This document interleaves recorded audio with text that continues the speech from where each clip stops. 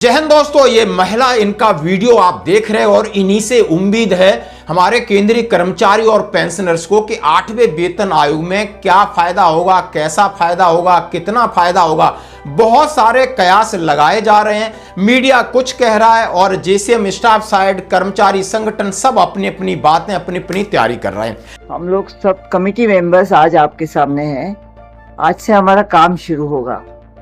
Committee को ऐसे task दिया है कि हम लोग एसेस करेंगे क्या रिक्वायरमेंट है, ये सब पहले हम एसेस करके हम एक ड्राफ्ट बनाएंगे।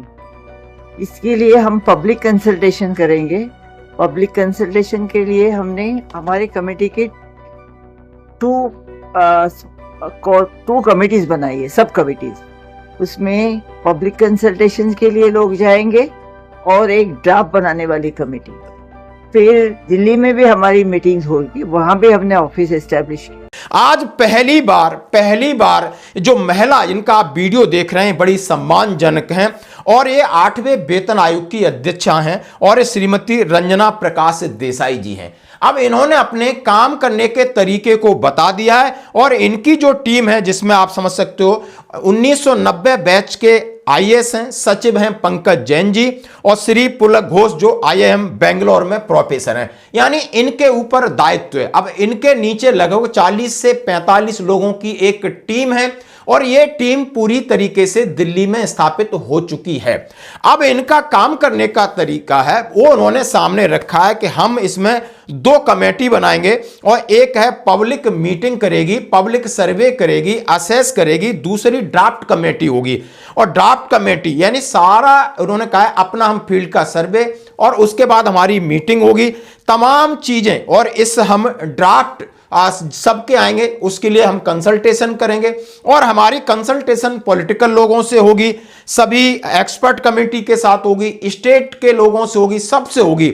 और उनका अहम मुद्दा होगा यानी वेतन संरचना के आखिर अब वेतन 10 साल बाद यानी 8वें वेतन आयोग में 1 जनवरी 2026 से किस तरीके से होना चाहिए, कितना होना चाहिए, फिटमेंट फैक्टर कितना होना चाहिए, पेंशन सिस्टम में क्या बदलाव हो सकता है, भत्ते किस तरीके से बढ़ेंगे, आपका उन्होंने कहा है ग्रेच्युटी, तमाम चीजों को हमने सरकार के सामने रखा है।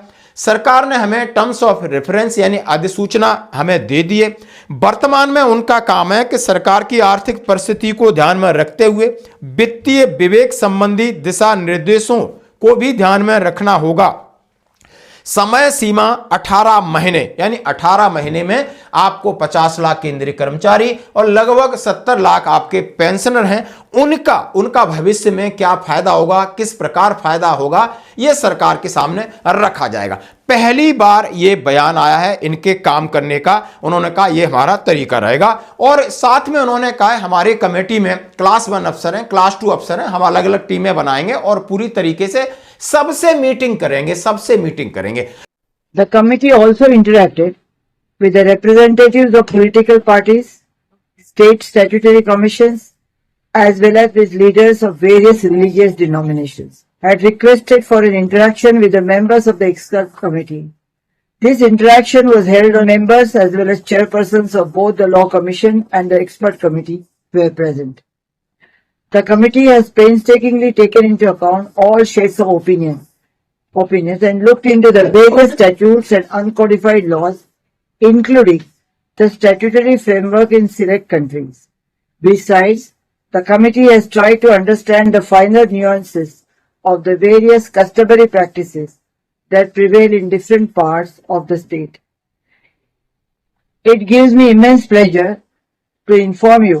और सबसे महत्वपूर्ण मीटिंग किसके साथ होगी, वो है जेसीएम स्टाफ साइड, क्योंकि जितने संगठन उसमें मैक्सिमम संगठन आप समझ सकते हो, आप पैरामिलिट्री फोर्स और डिफेंस को छोड़ दिया जाए तो लगभग रेलवे है, डाक है, जितने केंद्रीय कर्मचारी हैं, सिविल डिफेंस एम्प्लॉय, सब इनके साथ उनमें जुड़े हुए हैं। सब ने अपने अपनी मीटिंग कर ली है और 25 तारीख को जेसीएम स्टाफ साइड की मीटिंग हुई। अब कहा जा रहा है कि 10 मार्च को ये फाइनल ड्राफ्ट बना देंगे। इससे पहले इन्होंने ये भी निवेदन किया है कि इनके साथ नेगोशिएशन यानी कब मीटिंग होगी। तो दोस्तों ये है 8वें वेतन आयोग पर पूरी तैयारी।